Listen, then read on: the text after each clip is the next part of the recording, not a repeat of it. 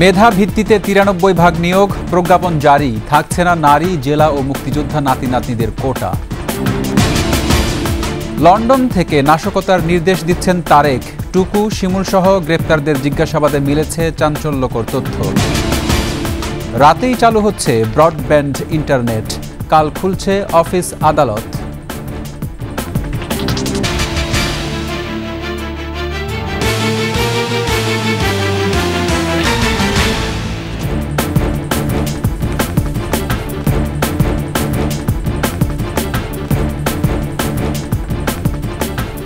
শুনছিলেন first security ইসলামী bank PLC সংবাদ শিরোনাম। আমন্ত্রণ রাত 9:21 সংবাদে, সাথে আছি রক্তিম ত্রিপুরা।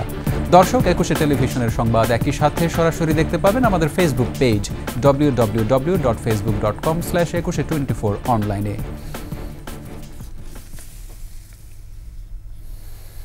কোটা আন্দোলন নিয়ে আপিল বিভাগের রায়ের ভিত্তিতে প্রজ্ঞাপন জারি করেছে সরকার। এতে বলা হয়েছে, সরকারি, আধা সরকারি, স্বায়ত্তশাসিত, আধা স্বায়ত্তশাসিত প্রতিষ্ঠানসহ অন্যান্য প্রতিষ্ঠানে নিয়োগের ক্ষেত্রে মেধাভিত্তিক নিয়োগ হবে 93%। থাকছে না মুক্তিযোদ্ধাদের নাতি নাতনি, নারী ও জেলা কোটা। কোটা আন্দোলনের নামে সহিংসতার বিষয়ে এক সদস্যের তদন্ত কমিটিও গঠন করা হয়েছে।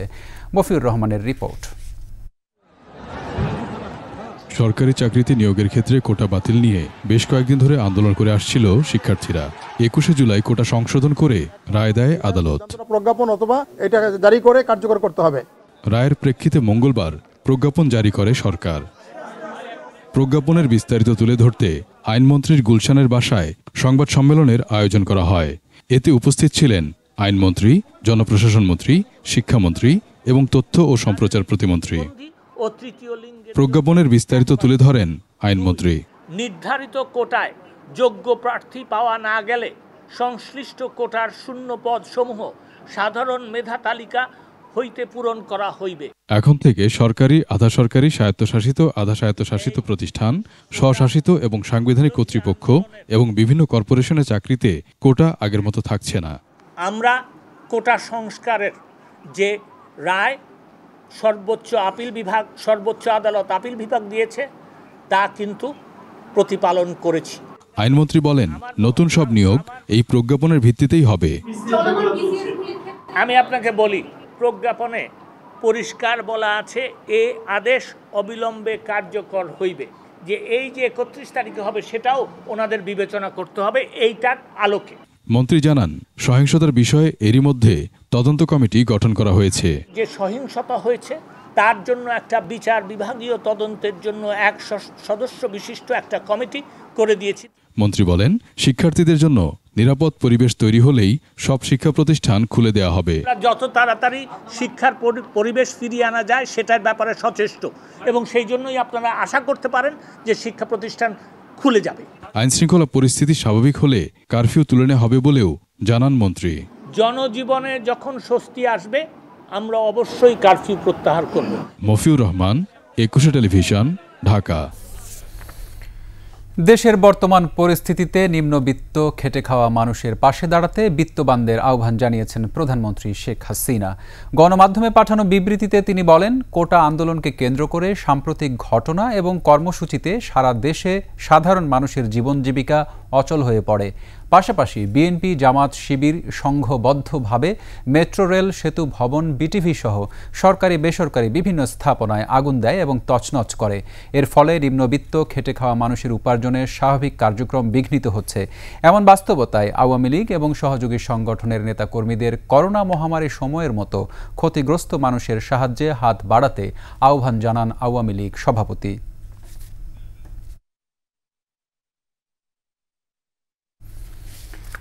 লন্ডনে বসে নাশকতা ও গুজব ছড়ানোর নির্দেশ দিচ্ছেন তারেক রহমান। সুলতান সালাউদ্দিন টুকু, শামসুর রহমান শিমুল, সাইফুল আলম নীরব সহ র্যাব ও ঢাকা মহানগর গোয়েন্দা পুলিশের হাতে গ্রেফতার 173 জনকে জিজ্ঞাসাবাদে এমন তথ্যই মিলেছে। মঙ্গলবার পৃথক ব্রিফিংয়ে জানিয়েছে র্যাব ও গোয়েন্দা পুলিশ। বিস্তারিত জানাচ্ছেন মোহাম্মদ কবির। সম্প্রতি ঢাকাসহ দেশজুড়ে অগ্নিসন্ত্রাস সহ সহিংসতা চালায় দুর্বৃত্তরা। বিদেশ থেকে আসে নাশকতার নির্দেশ।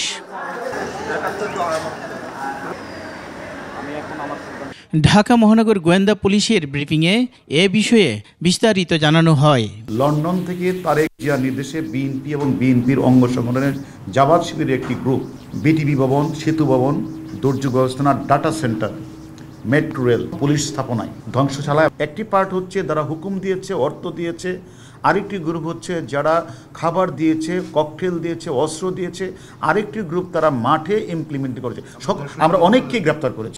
গণ অধিকার পরিষদের যুগ্ম সদস্য সচিব তারেক রহমান সহ 4 জনকে গ্রেপ্তারের পর রাজধানীর কারওয়ান বাজার মিডিয়া সেন্টারে সংবাদ সম্মেলনের আয়োজন করে র্যাব।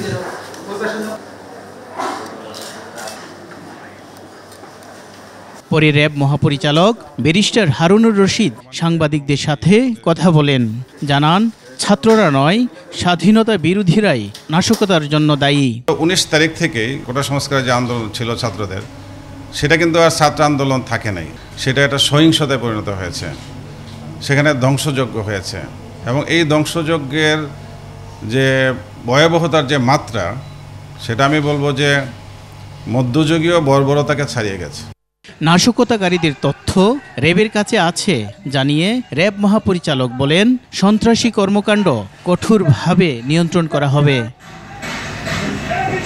মোহাম্মদ কবির, 21 টেলিভিশন, ঢাকা। বিদেশিদের হস্তক্ষেপের আহ্বান জানিয়ে ডক্টর ইউনূস রাষ্ট্রবিরোধী কাজ করেছেন বলে মন্তব্য করেছেন পররাষ্ট্রমন্ত্রী হাসান মাহমুদ। সেগুনবাগিচায় এক ব্রিফিংয়ে এ মন্তব্য করেন তিনি। একই সঙ্গে গুজবের বিরুদ্ধে অবস্থান নিতে বিদেশে বাংলাদেশি দূতাবাসগুলোকে নির্দেশনা দেওয়া হয়েছে। Bangladesh television, metro rail, elevated expressway, toll plaza, দুর্যোগ ব্যবস্থাপনা অধিদপ্তর, স্বাস্থ্য অধিদপ্তর সহ ডাটা সেন্টার, সাবমেরিন ক্যাবল কেটে দেওয়া, এই যেগুলো রাষ্ট্রের উপর হামলা, এগুলো কোনো সরকারের সম্পত্তি নয়, এগুলো রাষ্ট্রীয় সম্পত্তি, জনগণের সম্পত্তি। এবং মেট্রো রেল স্টেশন জ্বালিয়ে দেওয়া, এগুলো জনগণের সম্পত্তি এবং আমাদের রাষ্ট্রের গর্ব, আমরা সবাই এগুলো নিয়ে গর্বিত। সেগুলোর উপর যে হামলা হয়েছে, সেই বিষয়গুলো আমরা আমাদের মিশনের মাধ্যমে সেখানকার কমিউনিটি এবং সংশ্লিষ্ট দেশের সরকারদের কাছেও আমরা সেগুলো জানানোর ব্যবস্থা গ্রহণ করেছি। ডক্টর মোহাম্মদ ইউনূস সাহেব আমাদের দেশের আভ্যন্তরীণ ইস্যুতে বিদেশিদেরকে তিনি আহ্বান জানিয়েছেন হস্তক্ষেপ করার জন্য। এটি রাষ্ট্রবিরোধী এবং একজন নোবেল লরিয়েট দেশের উপর, রাষ্ট্রের উপর যে হামলা হয়েছে, সেই হামলার প্রতিবাদ না জানিয়ে বরং বিবৃতি দিয়েছেন অন্যান্য বিষয় নিয়ে, সেটি সত্যি দুঃখজনক এবং এটি আসলে তার কাছে আশা করা যায় না। আমি এটির নিন্দা জানাই। পরীক্ষামূলকভাবে আজ রাত থেকে ইন্টারনেট সেবা চালু হচ্ছে। তথ্য প্রযুক্তি প্রতিমন্ত্রী জুনায়েদ আহমেদ পলক জানিয়েছেন, সেবা দেওয়ার ক্ষেত্রে প্রাথমিকভাবে ব্যাংকিং খাত, প্রযুক্তিসহ রপ্তানিমুখী শিল্পকে অগ্রাধিকার দেয়া হবে। ভবিষ্যতে কোনো দুষ্কৃতকারী যাতে নাশকতা চালিয়ে দেশের স্বাধীনতা ও সার্বভৌমত্বে আঘাত হানতে না পারে, এজন্য তাদের দৃষ্টান্তমূলক শাস্তির দাবি জানিয়েছে তথ্য প্রযুক্তি খাতের সংগঠন বেসিস। এদিকে কাল খুলছে অফিস আদালত। শিউলি শবনমের প্রতিবেদন। কোটা আন্দোলনকে ঘিরে সারা দেশে সহিংসতা ও সংঘর্ষে উত্তপ্ত হয়ে ওঠে। শিক্ষার্থীদের আন্দোলনকে ঢাল হিসেবে ব্যবহার করে একদল দুষ্কৃতিকারী মহাখালীতে জাতীয় ডাটা সেন্টার ধ্বংস করলে সারা দেশে ইন্টারনেট সেবা বন্ধ হয়ে যায়। এদিকে 5 দিন ধরে ইন্টারনেট সেবা বন্ধ হয়ে যাওয়ায় অন্তত 500 কোটি টাকা ক্ষতির দাবি করেছে তথ্য প্রযুক্তি খাতের সংগঠন Bangladesh association of software and information services basis. দ্রুত ইন্টারনেট সেবা না দিলে রপ্তানিমুখী খাতটি আন্তর্জাতিক বাজারে চাকরি হারানোর আশঙ্কা প্রকাশ করেছে। যারাই করেছেন তাদের যেন দৃষ্টান্তমূলক শাস্তি হয়, সেই শাস্তি এতটাই দৃষ্টান্তমূলক হয় যেন ভবিষ্যতে কেউ সাহস না করে বাংলাদেশের সার্বভৌমত্বে, বাংলাদেশের স্বাধীন এবং সার্বভৌমত্বে আঘাত করার বিন্দুমাত্র চিন্তাও কেউ কখনো না করে। এদিকে দুপুরে মহাখালীতে দুষ্কৃতিকারীদের দেয়া আগুনে ক্ষতিগ্রস্ত হওয়া ডেটা সেন্টার পরিদর্শনে যান তথ্য প্রযুক্তি প্রতিমন্ত্রী জুনায়েদ আহমেদ পলক। ঢাকার বাইরে একটি সহ মোট ক্ষতিগ্রস্ত 4টি ডেটা সেন্টারে ক্ষতি হয় অন্তত কয়েকশো কোটি টাকা। পরে আগারগাঁও বিটিআরসি ভবনে সংবাদ সম্মেলন করেন আইসিটি প্রতিমন্ত্রী। বলেন, আমদানি রপ্তানি সচল করা সহ সফটওয়্যার রপ্তানিমুখী শিল্প, গণমাধ্যম সহ গুরুত্ব বিবেচনা করে আজ রাত থেকে পরীক্ষামূলকভাবে ইন্টারনেট সেবা চালু করা হবে। নৈতিক অঞ্চলসমূহকে, এলাকাসমূহকে গুরুত্ব দিচ্ছি এবং যেগুলো বৈদেশিক মুদ্রা আহরণের জন্য, রপ্তানি ব্যবসার জন্য প্রয়োজন, পোশাক শিল্প, IT freelancer, outsourcing business, software developer, exporter, তাদেরকে প্রাধান্য দিয়ে অগ্রাধিকার ভিত্তিতে যত দ্রুত সম্ভব আমরা পরীক্ষামূলক ইন্টারনেটটা আজকে রাতের মধ্যেই চালু করতে যাচ্ছি। পরিস্থিতি যত দ্রুত স্বাভাবিক করা যায় এ ব্যাপারে সরকার আন্তরিক বলেও জানান মন্ত্রী। তিতাস গ্যাস, তারপরে আপনার বিদ্যুৎ, এগুলো আমরা অগ্রাধিকার দিচ্ছি। শিউলি শবনম, একুশে টেলিভিশন, ঢাকা। নিচ্ছি সংবাদ বিরতি, ফিরে এসে অন্যান্য সংবাদের সঙ্গে আরও যা থাকছে। অস্থিরতা কাটিয়ে স্বাভাবিক হচ্ছে জনজীবন, বেড়েছে যানবাহন ও কর্মব্যস্ততা।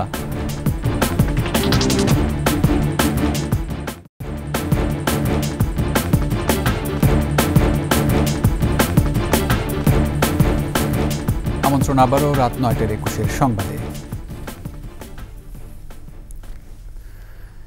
প্রধানমন্ত্রী শেখ হাসিনার সঙ্গে দেখা করেছেন নরওয়ের রাষ্ট্রদূত ইসপেন রিক্টার সেভেনসেন। দুপুরে প্রধানমন্ত্রীর কার্যালয়ে প্রধানমন্ত্রীর সাথে দেখা করেন নরওয়ের রাষ্ট্রদূত।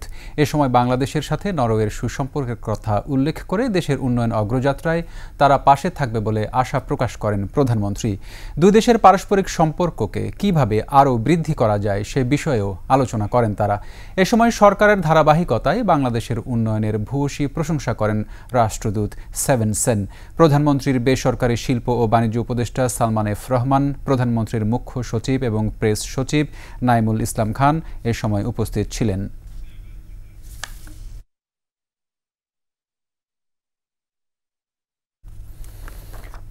জনমনে স্বস্তি ফিরছে, রাজধানীতে যান চলাচল বেড়েছে মানুষের যাতায়াত। নিরাপত্তা নিশ্চিত রাখতে সেনাবাহিনী ও বিজিবির যৌথ টহলও অব্যাহত আছে। সহকর্মীদের সহায়তায় বিস্তারিত জানাচ্ছেন দীপু সারওয়ার। কোটা সংস্কার আন্দোলনে ভর করে সম্প্রতি রাজধানী সহ দেশ জুড়ে চলে বিএনপি জামাতের সহিংসতা। সেনাবাহিনী মোতায়েন ও কারফিউ জারি করে সরকার। রাজধানীর সর্বত্রই চলছে টহল।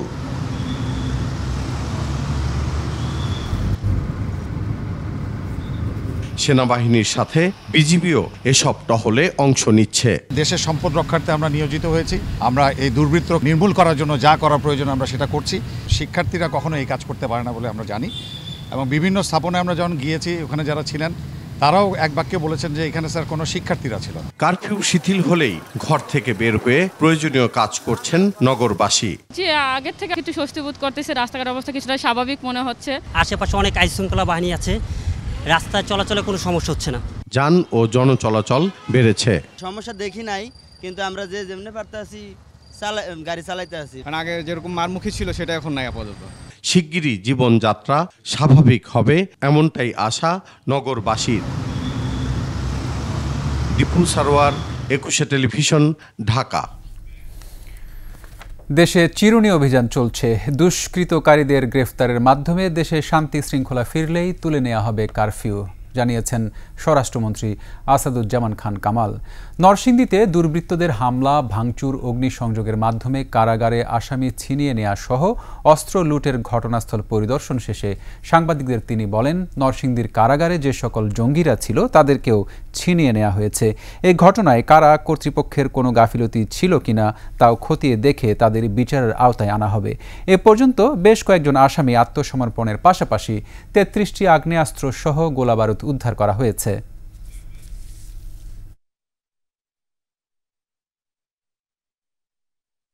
আমরা কারফিউ জারি করেছি।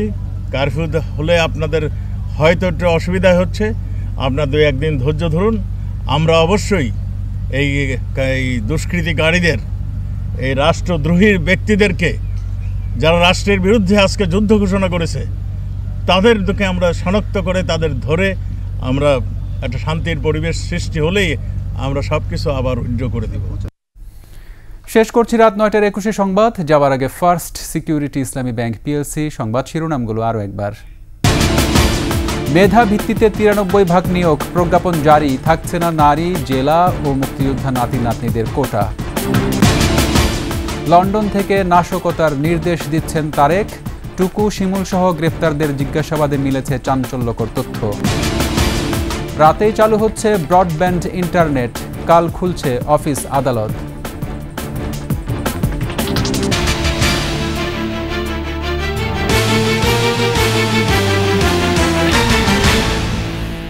সর্বশেষ সংবাদ জানতে ডায়াল করুন 2021 নম্বরে আর ভিজিট করুন 21-tv.com ওয়েবসাইটে। এছাড়া ফেসবুকে ভিজিট করতে পারেন www.facebook.com/2124 অনলাইনে। এতক্ষণ সঙ্গে থাকার জন্য ধন্যবাদ। পরবর্তী সংবাদ রাত 11টায় দেখার আমন্ত্রণ রইল।